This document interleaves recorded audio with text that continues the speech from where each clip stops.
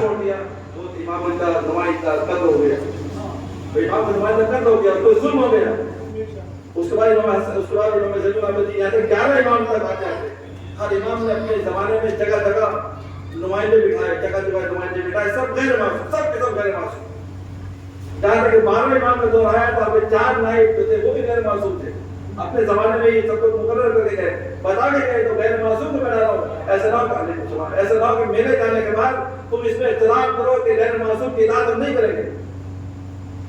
آج اس کے بعد کون ہوگا؟ امام 12ویں امام نے کہا کہ یہ 4 نائب ہیں میرے, 4 نائب کے بعد پھر کون ہونا ہے؟ تو حدیثوں میں ہے کہ جو فقہا ہیں, جو سائنہ میں نفس ہے, جو نفس پر کے پیچھے پیچھے نہیں چلتے ہماری طرف, آنکھوں پہ گنہگار, کانوں پہ گنہگار, زبان پہ گنہگار, وہ لوگ سائنہ میں نفس ہے, جو نفس کے پیچھے نہیں, اس کے پیچھے تمہیں چلنا ہے, اس کی اطاعت تمہیں کرنا ہے. اگر اس کی اطاعت نہیں کی ہے تو وہی حال ہوگا جو جناب مشکل ہے سبق ہوا. حضرت کہ جب ان کو کوئی مسلمان کہتے ہوتے ہیں تو انہوں نے امام حسین کو چھوڑ دیا, سمجھ لیا امام حسین کا میرا نمائندہ ہے, آگے نہیں ہمیں والے. اور امام زمانہ کہہ رہا ہے, 11 امام کہہ رہا ہے ہمارے نمائندے یہ ہیں, لیکن ہمارے کچھ افراد کہتے ہیں کہ نہیں ہمیں تو نہیں مانیں گے, یہ وہی یہ تو نہیں مانیں گے. آج جہاں جہاں ان کی حکومت ہے, جہاں جہاں ان کی حکومت ہے, جہاں جو لوگ انہیں مان رہے ہیں, آج دیکھیں کہ وہ لوگ سرفرازی کی زندگی گزار رہے ہیں, سرفرازی کی زندگی گزار رہے ہیں. آج 56 ملک ہے اسلامی ملک, لیکن ایک ہی ملک ایسا ہے کہ جو سرفرازی کی زندگی گزار رہا ہے, اور دوسرے ملک. کسی نے صحیح بات کہی تھی کہ 56 بہنوں کا ایک ہی بھائی ہے. اس سلوات پڑھ دی محمد علیہ.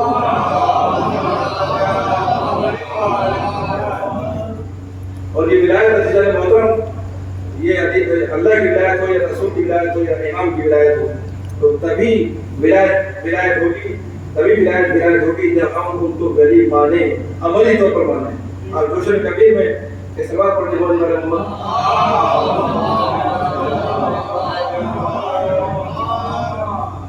جوشن کبیر کی 60 نمبر کی جوشن کبیر میں 100 تقریباً 1000 اللہ کے نام ہیں, صفات ہیں اللہ کے, جس میں سے 60 نمبر پر جو ہے 10 صفات بیان کیے ہیں. اور آخر میں ولی اسی ولایت کے ذکر ہے.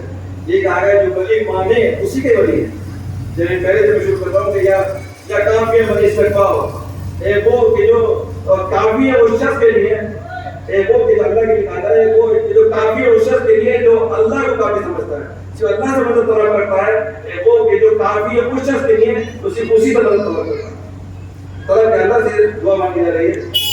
یہ حاضر من استہداء, اے اس شخص کے حاضر, اس شخص کو ہدایت کرنے والے کہ جو اسی سے ہدایت طلب کرتا ہے, وہ کسی اور سے ہدایت طلب نہیں کرتا, صرف اللہ سے ہدایت طلب کرتا ہے. یا کامل من استغفار, وہ کہ جو اسی کو نگہبان بناتا ہے اور اسی کی نگہبانی کرتا ہے. جو اسے نگہبان بنانا چاہتا ہے وہ اسی کی نگہبانی کرتا ہے, کسی اور کے چکر میں نہیں پڑتا ہے. یا راعی من استرعاہ, یہ وہ حفاظت کرنے والا اس شخص کی کہ جو اسی سے حفاظت طلب کرتا ہے. یہ حفاظت کرنے والا اس شخص کی جو صرف اسی سے حفاظت طلب کرتا ہے. یا چامپئن من استشفاء, وہ شفا دینے والے اس شخص کو, جسمانی بیماری ہو یا روحانی بیماری ہو, اس شخص کو شفا دینے والے کہ جو اسی سے شفا طلب کرتا ہے, وہ کسی سے شفا طلب نہیں کرتا. ڈاکٹر نے شفا دی ہے صحیح ہے, لیکن حق کے شفا جو ہے وہ صرف اللہ نے دیا. یا قاضی من استغناء, وہ شخص وہ کہ جو فیصلہ کرنے کے لیے اسی کو حقدار سمجھتا ہے, جو اسی کی طلب کرتا ہے کہ میرے فیصلہ کرنے والا صرف تو ہی ہے, اسی کا فیصلہ کرنے والا. ہم چاہتے کسی کو کوئی فیصلہ کر کے کوئی بغاوت ہو گئی, کسی مسئلے میں پھنس گئے ہیں تو اللہ سے لو لگائیں, سوچ لو نہ لگائیں. وکیل کی طرف جائیں ضرور, لیکن اللہ اس کی مدد کرنے والا ہے. اللہ سے اپنے ذات کو چھوڑ دیا تو کہاں سے کہاں پہنچ جائے. یا مغنین من استغناء, وہ غنی, یا مغنین من استغناء, وہ شخص, وہ اللہ کہ جو غنی بناتا ہے اس شخص کو کہ جو ہدایت کو طلب کرتا ہے, جو اسی سے ہدایت کو طلب کو اسی سے طلب کرتا ہے. اس دور سے ہاتھ کسی اور کے سامنے نہیں پھیلاتا ہے, صرف اللہ کے سامنے ہاتھ پھیلاتا ہے. یا موفی من استطاع, وہ کہ جو وفا کرنے والا ہے ہر اس شخص کے لیے کہ جو اس سے وفا کرتا ہے. نماز ہم نے پڑھی, وفا کیا اللہ کا, تو بھی اللہ بھی اپنے وعدہ پورا کرے گا. وہ کہ جو وفا کرتا ہے وہ شخص کے لیے کہ جو اس کی وفا پورے کرتا ہے. یا مکمل من استقبال وہ کہ جو قوت دینے والا ہے، طاقت دینے والا ہے اس شخص کو کہ جو اسی سے طاقت کو طلب کرتا ہے. آخر میں آتا ہے یا ولی من استقبال وہ کہ جو ولی بنتا ہے، سرکل بنتا ہے اس شخص کا کہ جو اسے ولی بنائے. ولی بنانا پڑے گا، ایسا نہیں کہ وہ بن جائے، وہ خود سے خود بن جائے گا. ہمارے ولی وہ خود سے خود نہیں آ جائیں گے بننے کے، تو ہمیں اپنا اعمال دکھانا پڑیں گے کہ ہمارے اعمال اس لائق ہیں کہ وہ ہمارے ولی بنے گے. صلوات پڑھیں.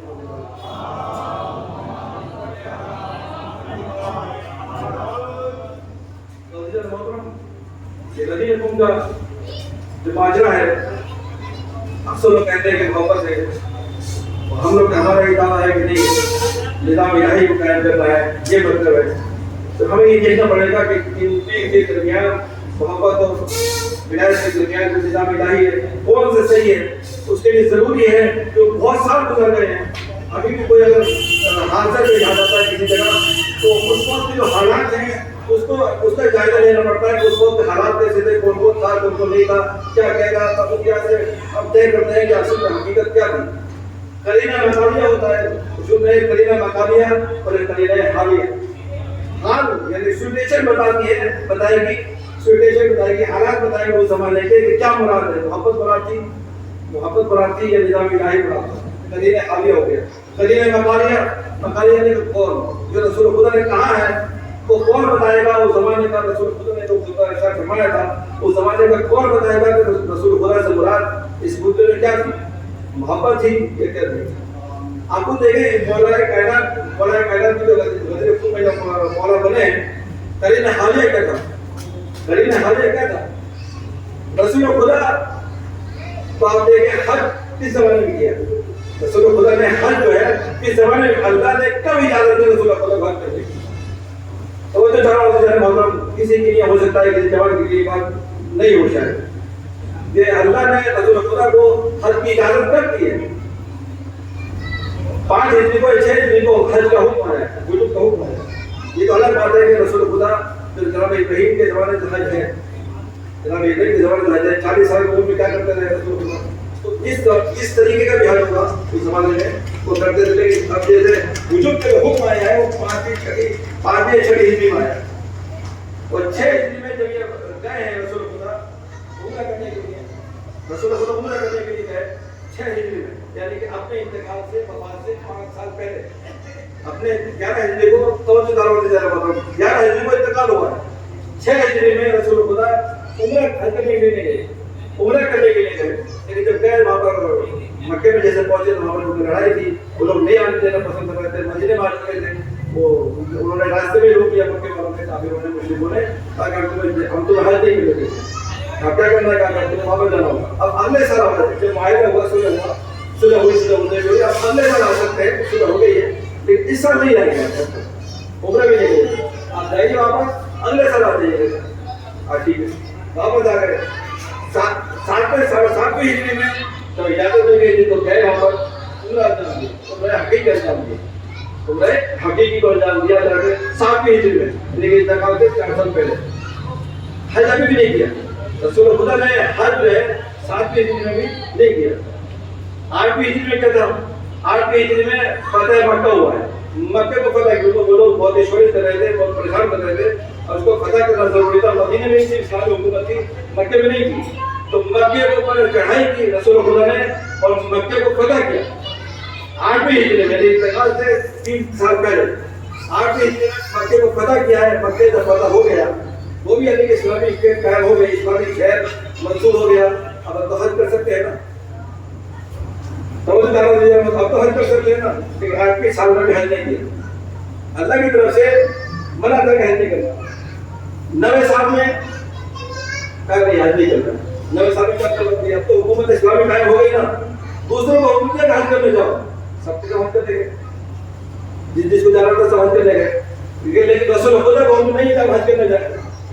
کب حکم ہوا، یہی آخری جب 10ویں ہجری میں اصل لوگ کہا کرتے ہیں کہ حج آخر، نبی کا حج آخر کیسے بولا تھا. نبی کا پہلے حج کب ہوا، نبی کا پہلے ہی حج کب ہوا. حج آخر ہم کہتے ہیں، حج آخر نہیں، پہلا اور آخر ایک ہی حج کیا ہے. نبی علیہ السلام نے پہلا اور آخر ایک ہی حج کیا ہے. آخر کیا وجہ تھی، یہ قرین حالیہ بتانا مجھے ذرا مطلب قرین حالیہ غزل خود کا کہ مراد محبت نہیں ہے بلکہ نظام الہی کو قائم کرنا ہے کہ 10ویں ہجری میں ہوں کہ آپ اب حج کریں. ابھی حج کرنے کے لیے جا رہے ہیں, حج کرنے کے لیے نکلے, لیکن نکلنے سے پہلے سب کو کہہ رہے ہیں کہ ایھا الناس, سب کے سب سمجھ لو اور سب کو پاسدین ناس, اللہ کی طرف ہمارے پاسدین ناس کہ سب کو یہ اعلان کر دو کہ آپ حج پر جا رہے ہیں. آپ یہ اعلان کر دو سب میں کہ رسول اللہ آپ حج پر جا رہے ہیں.